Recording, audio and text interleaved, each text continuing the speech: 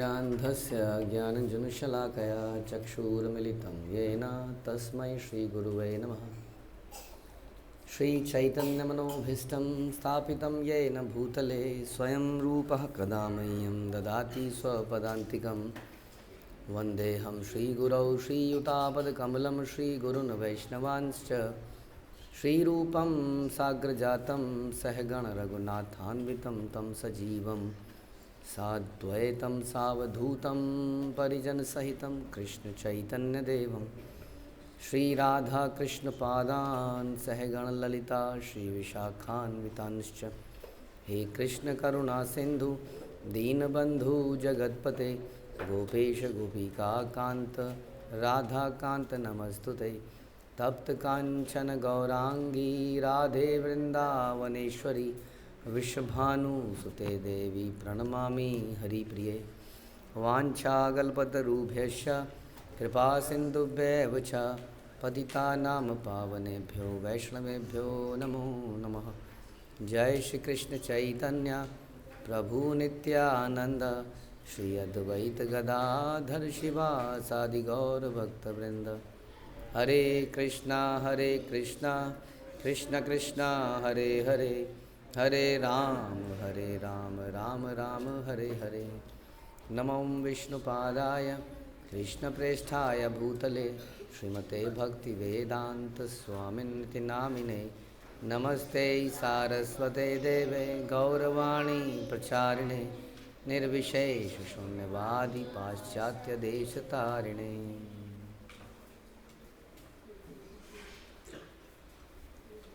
जय जय श्री चैतन्य जयो नित्यानंद जय अद्वैत चंद्र जय गौर भक्त वृंद। जय जय श्री चैतन्य जयो नित्यानंद जय अद्वैत चंद्र जय गौर भक्त वृंद। जय जय श्री चैतन्य जयो नित्यानंद जय अद्वैत चंद्र जय गौर भक्त वृंद। श्री चैतन्य भागवत मध्यखंड चैप्टर 8 प्रयास संख्या 200। ओके, तो हमने सुना कि व्यासदेव के पुत्र शुकदेव गोस्वामी ने भगवान की इच्छा को भली भांति जान लिया था, इसलिए उन्होंने श्रीमद् भागवतम में कलयुग की महिमा का गुणगान किया था। तो हम सुन रहे थे कि कलयुग में कोई अच्छी बात है? आप लोगों ने सुना था कोई अच्छी बात है कलयुग में? अच्छी बात है कि आदमी की उम्र कम हो जाती है और बुद्धि खत्म हो जाती है। बुद्धि खत्म नहीं होती? होती है कि नहीं? कम हो जाती है बुद्धि, हाँ। और वो बड़े दुर्भाग्यशाली है। दुर्भाग्यशाली पता क्या होता है? अनफॉर्चुनेट मतलब बैड लक, किस्मत खराब होना। सुना है? तो किस्मत खराब है, बताइए। है ना? कैसे किस्मत खराब है बताइए? हाँ जी, बताइए बताइए। ओह, इनका भाई जो है इनकी चोटी खींचता है, इसलिए इनका किस्मत खराब है। और कोई किसी किस्मत क्यों खराब है? भाग्य, दुर्भाग्य की शाली हैं हम लोग बड़े, हैं?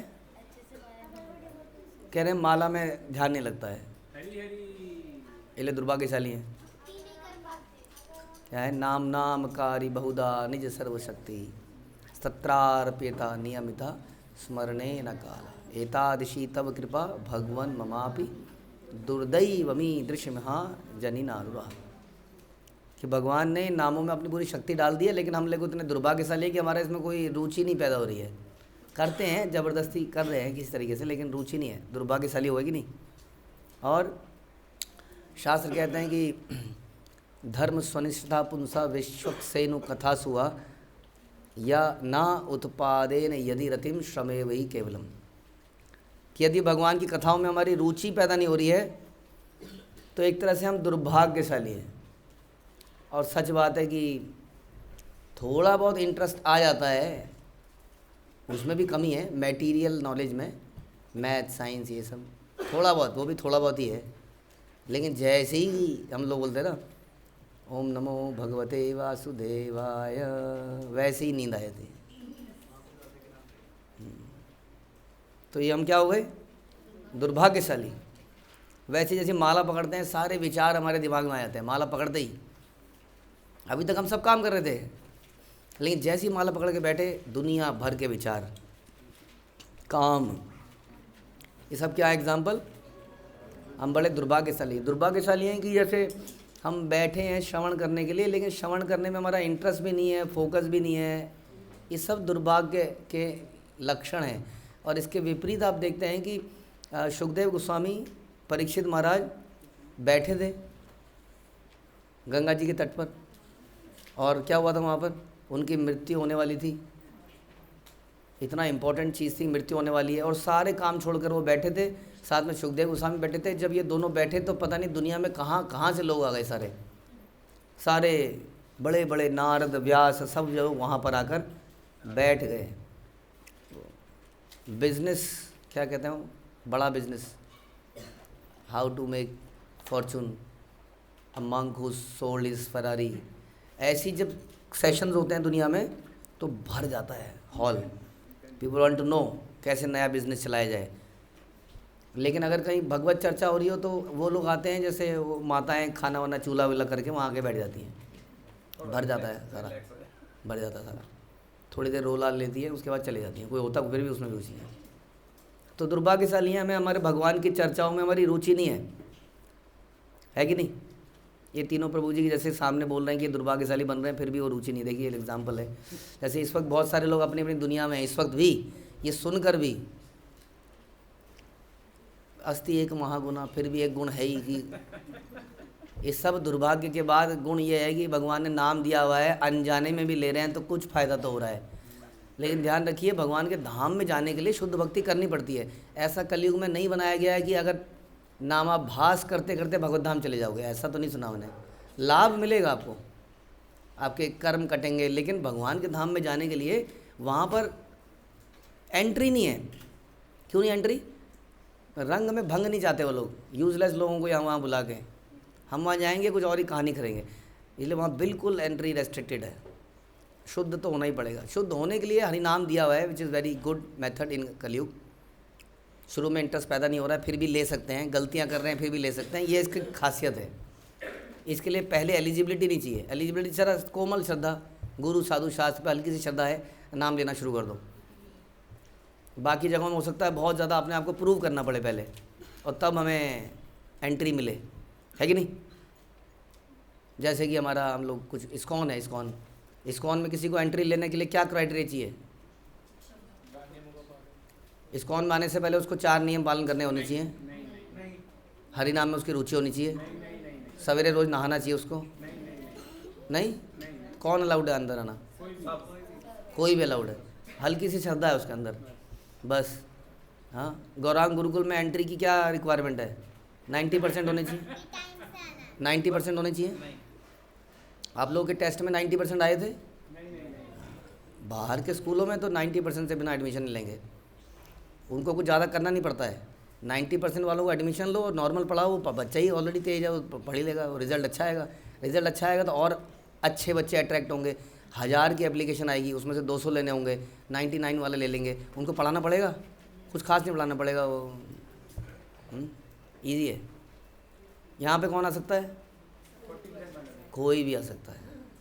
क्या क्राइटेरिया है, भक्ति करने की इच्छा होनी चाहिए, भक्ति करने की इच्छा होनी चाहिए, भगवान के लिए जीने की इच्छा होनी चाहिए। हाँ, एंट्री अलाउड है, एंट्री इजी है, लेकिन प्रोसेस फिर भी करना पड़ेगा, ये हम बता रहे हैं। हरिनाम लिया जा सकता है, लेकिन शुद्धता से कभी ना कभी तो लेना ही पड़ेगा। चाहे आज हम अनजाने में ले रहे हों, सोते हुए ले रहे हों, लेकिन कभी तो लेना ही पड़ेगा यदि हमें वापस जाना है तो। समझ में आया। So while entry is easy, allowed, everybody is invited, still जो भगवान धाम में जाएगा वो व्यक्ति शुद्ध ही होना चाहिए।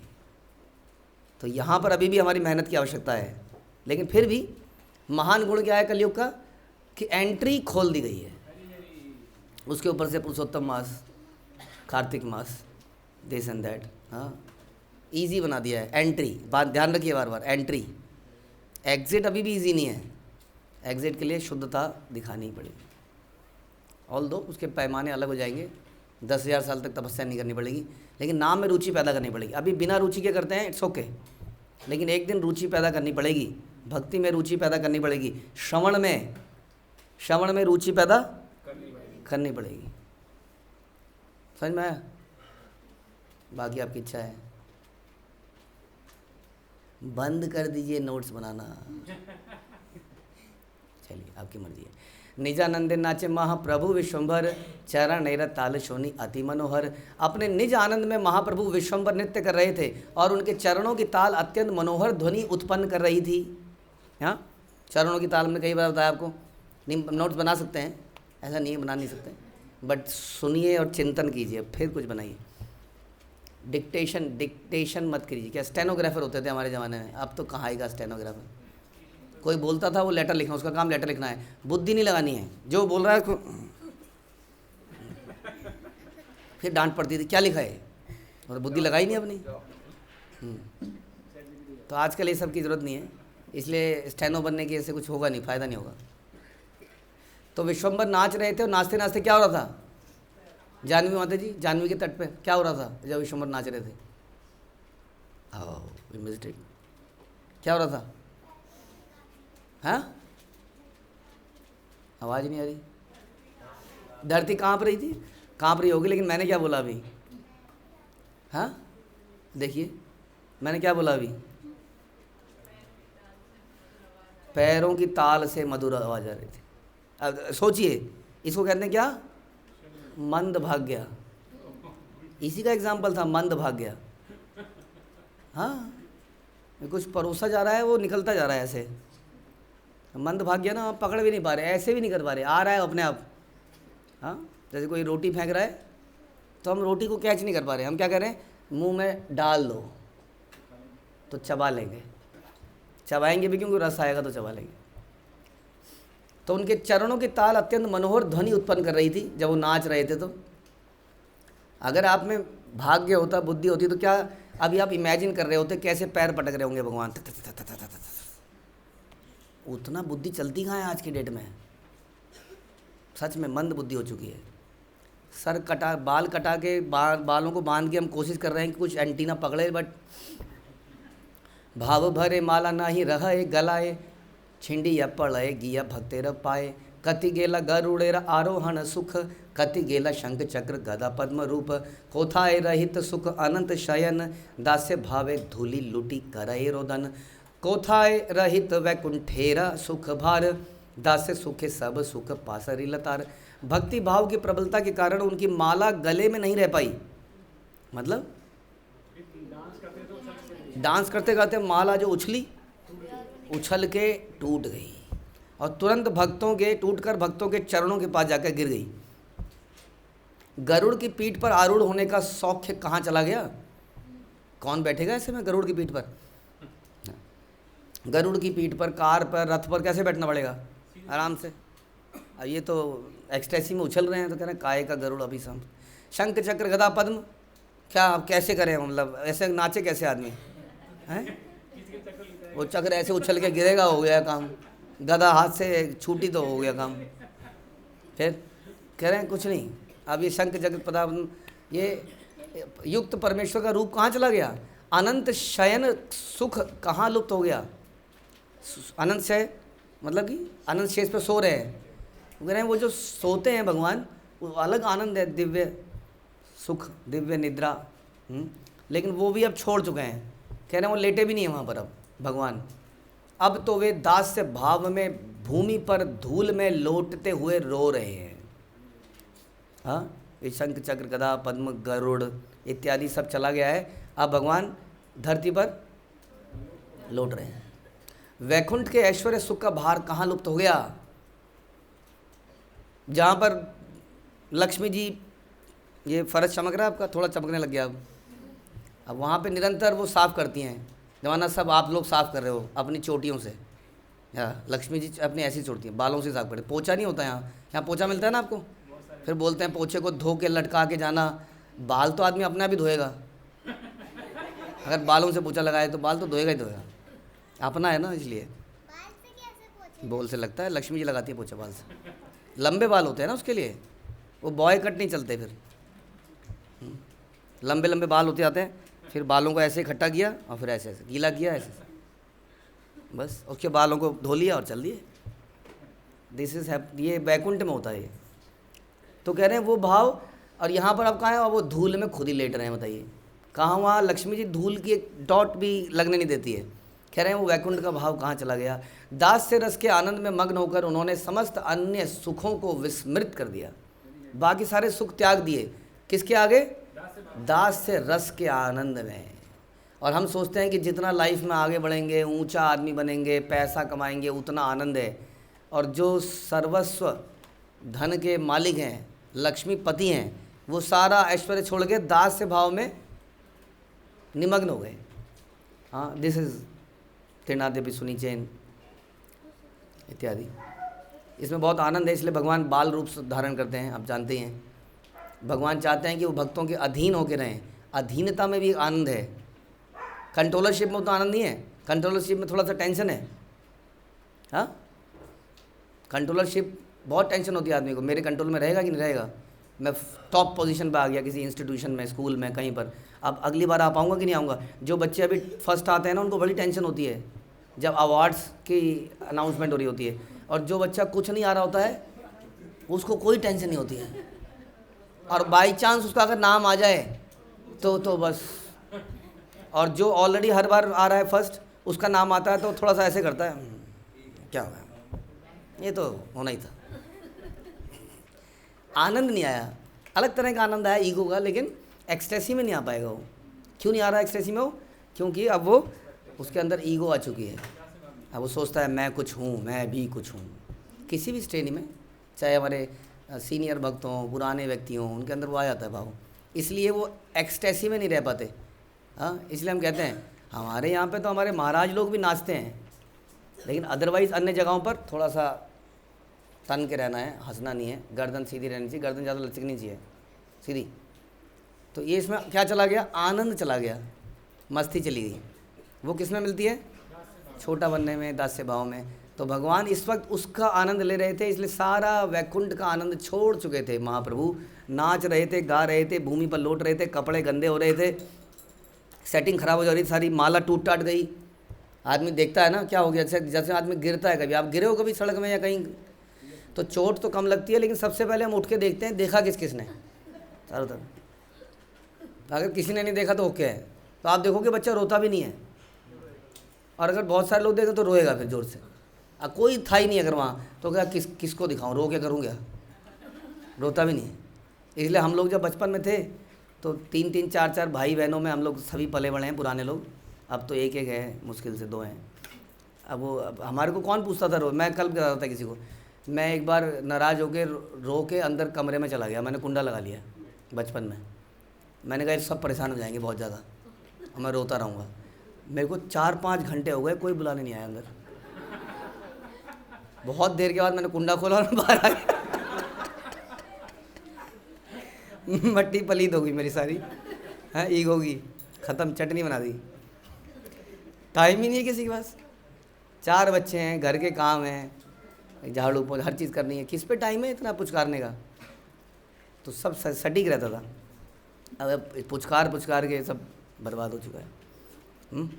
तो भगवान ऐसे ही माहौल में इस वक्त हैं, उनको भी पसंद नहीं है ज़्यादा पुचकारना, उसको छोड़कर वो यहाँ पर आए हुए हैं और भूमि पर लौट रहे हैं और उसका आनंद ले रहे हैं। कति गेल रमार वदन दृष्टि सुख, विरही हैया कांदे तूली बाहुस मुख। रमा देवी लक्ष्मी जी के सुंदर मुखमंडल का दर्शन करने का जो आनंद पूर्व काल में भगवान को प्राप्त होता था। हाँ, एक सुंदर सा संभला हुआ चेहरा मतलब बाल एकदम सेट हैं, ये सेट है सब कुछ। लक्ष्मी जी मतलब एकदम परफेक्ट। वो जो ऐसे बात है ना, हम आते हैं कई बार साड़ियाँ एयरपोर्ट स्टाइल में, वो एकदम यहाँ पर वो प्रॉपरली ये निकला हुआ होता है ना यहाँ से थोड़ा सा, एकदम सेट। हाँ, अब वैसा अब यहाँ पे गोपियों के यहाँ क्या हिसाब किताब, वहाँ कोई हिसाब, वहाँ गोबर पात रही हैं, कुछ कर रही हैं, काहे का वो, ये सब कुछ हिसाब नहीं है वहाँ। तो कह रहे हैं जो लक्ष्मी जी को देखने का जो सुंदर आनंद उनको मिलता था, कह रहे हैं हाय अब कहाँ चला, छोड़ दिया उसको। अब वे भगवत स्वरूप भगवान गौर सुंदर विरह व्याकुल होकर अपने दोनों भुजाओं को और मुखमंडल को ऊपर उठाकर अश्रु पूरित नेत्रों से करुणा से रो रहे हैं। वो देखा आपने फोटो, महाप्रभु ऐसे कर रहे समुद्र में डूबे हुए हैं। हाँ, तो क्या मतलब होता है ऐसे हाथ उठाने का? मैं आप पर आश्रित हूँ टोटली, मतलब मैं हाथ पर चला नहीं रहा हूँ ना, दम नहीं लगा रहा हूँ, अब मैं आश्रित हूँ, मैंने हाथ उठा दिए, अब मैं कुछ नहीं करूँगा, अब आपको करना है, मैं टोटली आप पर आश्रित हूँ। ऐसा कहकर अश्रु पूरित नेत्रों से रो रहे हैं। इतना क्यों रो रहे हैं भगवान? प्रॉब्लम क्या है? हमें रोना चाहिए ऐसे? रोना अच्छी बात है, अच्छी बात है रोना, रोना अच्छी बात है। तो क्यों रोना चाहिए हमें? हमें क्या सोच के रोना चाहिए हमें? ओह, तो ऐसा रोना चाहिए, तो मम्मी के लिए पापा के लिए ऐसा रोना चाहिए, भगवान के लिए रोना चाहिए, किसके लिए रोना चाहिए? लेकिन आती है तो रोना आता है? नहीं आता ना, क्योंकि उनसे अभी प्रेम नहीं है ना, आसक्ति नहीं है, क्योंकि उनके बारे में जानते नहीं है। हमें लगता है ये नई ज्योमेट्री किसने दी? पापा ने, मम्मी ने। ये खाने को लड्डू किसने दिया? मम्मी ने, पापा ने। ये बढ़िया कपड़े किसने दिए? तो हर चीज़ किसने दी? हर चीज़ मम्मी पापा ने। अब मैं भी मम्मी पापा हूँ, ये मत घबराइए कि ऐसे मम्मी पापा के बारे में बोलेंगे तो क्या होगा, मेरा बेटा भी सुनेगा तो क्या, हाँ जी पापा आपने क्या किया, डरिए मत। अगर कोई भगवान के प्रति कृतज्ञ होगा तो घबराने की बात नहीं है किसी को भी, माता पिता को। सबसे बड़ी कृतज्ञता यही है, उसके अंदर डालना पड़ेगी ये कृतज्ञता, और दिस इज रियलिटी। हम दे नहीं रहे हैं, वास्तव में दे वही रहे हैं। ये बच्चे हमारे बच्चे नहीं है, बच्चे भगवान के ही बच्चे हैं, हम भी उन्हीं के बच्चे हैं, हम सभी बच्चे हैं उन्हीं के, और वही हमें पालन करते हैं। हम उनके केयर टेकर हैं, उनके बिहाफ पर हम कुछ डिवोटीज़ को सर्व कर रहे हैं यहाँ पर, बट सारा मटेरियल, सारी बुद्धि, हर चीज़ उन्हीं की दी गई है। ध्यान रखिए, द मोमेंट हम लोग अपने को इम्पोर्टेंट बना लेते हैं, जो कि आज की डेट में चल रहा है, कि तू मेरी बात नहीं सुनेगा, मेरी बात नहीं सुनेगा, हाँ तेरे को श्राप देता हूँ। कितने इस्कॉन के भक्तों को श्राप मिले हैं अपने माता पिताओं से, हाँ, बट वो अपने आप को श्राप दे रहे हैं। वो भगवान के जो ट्रांसेंडेंटल प्रेम है उसके रास्ते में आ रहे हैं, इस तरह से भगवान के दोषी बन रहे हैं, और वो ये नहीं जान रहे हैं कि इस तरह से यदि आप उन्हें आज ये सिखाते हैं कि लाइफ में माता पिता ही भगवान है इत्यादि, या सब कुछ वही है, कल को जब उसके बच्चे होंगे तो वो भी अपने बच्चों और उसमें लग जाएंगे, वो फिर आपको नहीं पूछेंगे, उसके बाद सारा मतलब ही संसार हो जाएगा। जबकि हमारा, जब आप भगवान के प्रति कृतज्ञता सिखाते हैं तो आप सभी देवताओं के प्रति, पृथ्वी के प्रति, पेड़ पौधों के प्रति, नदियों के प्रति, सभी के प्रति कृतज्ञता सिखाते हैं। समझ में आया? गौरांगी, गौरा, समझ में आ रहा है गौरा आपको? ओके, तो सभी के प्रति कृतज्ञता कहाँ से आएगी? जब भगवान के प्रति कृतज्ञता आएगी। ये हमें सबको सिखाना आवश्यक है। शंकर नारद आदि यार दास पाया, सर्वेश्वर्य तिरस्करी भ्रमे दास हैया, से ही प्रभु आप नार दंते तृण करी, दास्य योगे मांगे सब सुख परिहरी।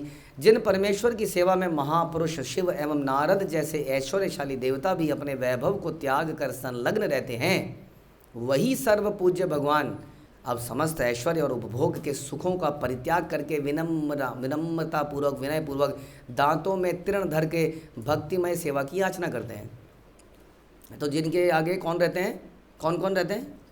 शिव, नारद जैसे देवता, एकदम उनके आगे उनकी सेवा के लिए वो भगवान अब सारे ऐश्वर्य को त्याग चुके हैं, और इस वक्त भीख मांग रहे हैं, भक्ति की भीख मांग रहे हैं। दंते तृणाधरी, दांत में तृण रखे, बड़ी विनम्रता से। वो ये नहीं मान रहे मेरा हक बनता है, मैं यहाँ पर 5 साल से आ रहा हूँ, मैंने यहाँ पर इतनी सेवा करी, क्या मिला मुझे?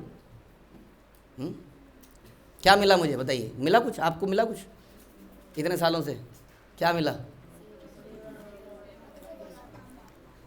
इतने सालों से ये सेवा ही मिली, और क्या मिलना था? यही मिली, भगवान की सेवा मिली। हमारे नाम पर वो भगवान की सेवा आज डल गई अकाउंट में कहीं। हाँ, ऐसे कहीं काम कर सकते हो आप? किसी बिल्डिंग में जा सकते हो ऐसे? किसी ऑफिस में जाके काम कर सकते हो आप? गेट पे रोक लेगा आपको, एक्सेस कार्ड ही नहीं चलेगा आपका वहाँ पर, कैसे काम करोगे? अरे मेरा बड़ा मन है, आपकी कंपनी में बड़ा मैंने सुना है प्रॉब्लम्स हैं, कई सारे सिस्टम्स ब्रेक डाउन है, मैं सोच रहा हूँ जरा आके फ्री में सेवा कर दूँ, करने देंगे वो? नहीं, भगा दें। कौन, कहाँ से, किस लिए, किसने बुलाया आपको? हाँ, पता ही नहीं कौन हो आप। तो सेवा अधिकार दिए कर निज दासी। हाँ, हम we need power authority to serve. तो हमें क्या प्राप्त हुआ? हमें सेवा और सेवा का अधिकार प्राप्त हुआ, जिसके कारण हमारी सेवा कुछ ऐड हुई भगवान के नाम पर। ये हमें प्राप्त हुआ, और क्या प्राप्त होना था? और यही याचना यहाँ पर महाप्रभु कर रहे हैं। हे न दास्य योग छाड़ी आर ये बचाए, अमृत छाड़ी या ये न विष लागी धाए। जो व्यक्ति भगवान की ऐसी भक्ति में सेवा का त्याग कर किसी अन्य वस्तु की अभिलाषा करता है, सुना, क्या अभिलाषा करता है? भक्ति को छोड़कर किसी और चीज़ों की इच्छा करता है, वह मानो अमृत को छोड़कर विष की इच्छा करता है। विष पता क्या होता है आपको? जहर। उर्दू का फट ज़्यादा पता है। जहर क्या होता है? जहर क्या होता है? उसे खाने से मर जाते हैं। और अमृत को खाने से क्या होता है? ताकतवर हो जाते हैं, लंबी उम्र प्राप्त करते हैं।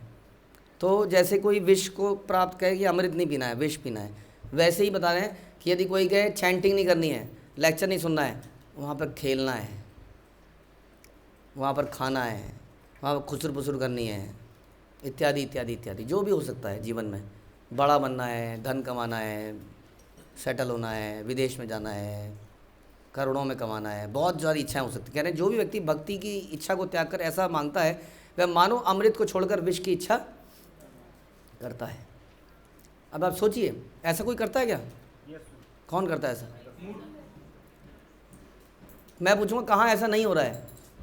यानी कि विष के लिए ट्रेनिंग सेंटर खुल रहे हैं, विष के लिए बड़े बड़े बिल्डिंगें बन रही हैं, उसके अंदर क्या दिया जा रहा है? विष दिया जा रहा है। आपने देखा वो एक बर्फ़ के गोले पर हरा रंग, लाल रंग, पीला रंग, ऑरेंज रंग देखा? हाँ, वो चुस्की क्या है? विष की चुस्की। विष की चुस्की है वो, उसमें ऐसे डाला जा रहा है विष, अलग अलग रंगों का। कितना अट्रैक्ट करता है वो रंग, मल्टी कलर जो हो जाते हैं। मतलब बस ठंडा हो जाएगा अंदर से, पी जाओ इसको। नहीं, वो क्या है? वो विष है। क्यों है विष वो? क्योंकि उसमें भक्ति कहाँ है? वो तो भोगने की इच्छा है। वो जो आम नीचे गिरा सड़क पर, उसको जो हमने खाया, क्या है वो? वो विष है। क्यों?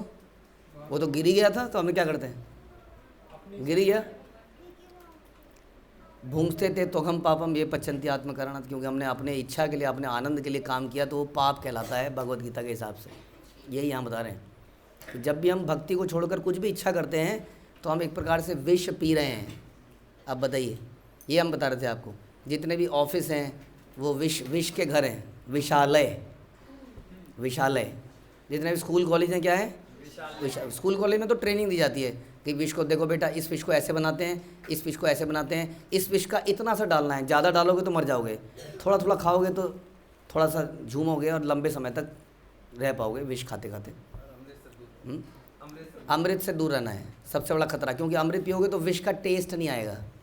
इसलिए विष के टेस्ट के लिए ट्रेनिंग दी जाती है स्कूल में, कॉलेज में। फिर बड़े बड़े ऑफिस, कारखाने खोले जाते हैं जहाँ पर विष बनाए जाते हैं, अलग अलग प्रकार के विष बनाए जाते हैं संसार में, चमकते धमकते, क्या बढ़िया पैकिंग होती है। किसकी? विष की, जहर की पैकिंग बढ़िया से हमारे पास घर में आती है। हम भी देख के अट्रैक्ट हो जाते हैं, कई कई रूपों में वो जहर हमारे सामने आता है। हाँ, कई बार वो जैसे बताया, कई बच्चे जो है पूरी क्लास में अपनी ज्योमेट्री से ही खेलते रहते हैं। अभी हमारे बच्चों को कोई ज्योमेट्री देना चाह रहे थे अभी, तो हमारे एक भक्त ने बोला, प्रभु जी ये ज्योमेट्री बड़ी अट्रैक्टिव है, इसमें तो खेल है, वो खेल ही करता रहेगा। मैंने कहा हाँ यही है। पहले आदमी को पेंसिल रखने की जगह चाहिए होती थी, तो तख्तियों में हम तो वो जो होता ना पीछे वो होता था ऐसे, उसी में अटका देते थे उसको। फिर धीरे धीरे ये बॉक्सेस आए, फिर बॉक्सेस के अंदर पता नहीं क्या क्या आया, फिर उसके अंदर जमन। सो इस तरह से हमारी नीड्स बढ़ी। देखिए, बड़ों की बढ़ी तो बच्चों की बढ़ी। ठीक है ना, विष से विस्की बनती है, शराब। तो इस कारण कि जो व्यक्ति भगवान की भक्ति में सेवा को त्याग कर किसी अन्य वस्तु की इच्छा करता है, तो अब इसको माने या ना माने, ये ग्रंथों को मतलब पढ़ें या ऐसे ही पढ़ लें, या चलो पढ़ना चाहिए रोज़ आधा घंटा, या इसकी गहराई में जाएं, क्या करना चाहिए हमें? जाना चाहिए। ये तो लिखा है ना इस चैतन्य भागवत में कि यदि हमारी कोई भी इच्छा है भक्ति के अलावा तो विष है। हाँ, क्या है वो? केवल विषयेर भांड। What is that? हाँ, जितने भी ये इच्छाएं हैं, आई थिंक नरोत्तम दास ठाकुर मेरे से कहते हैं ये सारे विष के भांड। भांड मतलब बर्तन है, कंचन कामनी, ऐसे जैसे भी है वो श्लोक, ये केवल विषय भांड है, ये विष के भांड है। तो बता रहे हैं कि ये विषय भी बोलते हैं, जो विषय, विषय मतलब ऑब्जेक्ट्स ऑफ एंजॉयमेंट, वो विषय से ही विष। वो विषय क्या है? वो विषय वास्तव में विष है, विष से विषय, विषय से विष। लेकिन ये हमारे सामने आते ही ये सारी चीज़ें, हम क्या करें? अब वो आम आता ही है हमारे सामने, तो करें क्या? भगवान को अर्पित करें, तो वो विष नहीं रहता, फिर वो अमृत बन जाता है। इतना से तो करना है। जो भी वस्तुएं हैं, अनासक्त विषयान यथारहम उपयुंजते निर्बंध कृष्ण संबंध युक्त वैराग्य उच्यते। अनासक्त विषयान, विषयों से अनासक्त रहते हुए उनको यथारहम उपयुंजते, मतलब उनको भगवान की सेवा में लगाना है, जैसा अनुकूल हो, दिमाग लगाना है। और इस प्रकार से वो भगवान की सेवा में लगाते हुए उसका जो वैराग्य है, वो वही वैराग्य, वास्तविक वैराग्य है, वो वैराग्य के बराबर माना जाता है। इस प्रकार यदि आम खाते हैं, आम, तो आप वैरागी कहलाते हैं। वाह जी वाह। हाँ, क्योंकि आप भगवान का प्रसाद पाके पाते हैं। उसमें भी थोड़ा अंदर गहराई में जाना पड़ेगा। फिर कई बार करेले का जूस भी पीना पड़ेगा, क्योंकि भगवान ने पिया है, नॉट कि हम यही पियेंगे। हाँ, इस प्रकार जो भगवान को अर्पित होगा वो हम ग्रहण करेंगे, तो क्या बन जाएगा? अमृत बन जाएगा। यही तो समझना है। इसी की ट्रेनिंग होनी चाहिए स्कूल में, कॉलेज में, हर जगह। लेकिन इसके अलावा कुछ और किया जा रहा है। अब आपकी इच्छा है, आपको किस चीज़ में परफेक्शन प्राप्त करनी है, विष खाने में या अमृत खाने। हरे कृष्ण। श्रील प्रभुपाद की जय, श्री चैतन्य भागवत की जय, श्री वृंदावन दास ठाकुर की जय।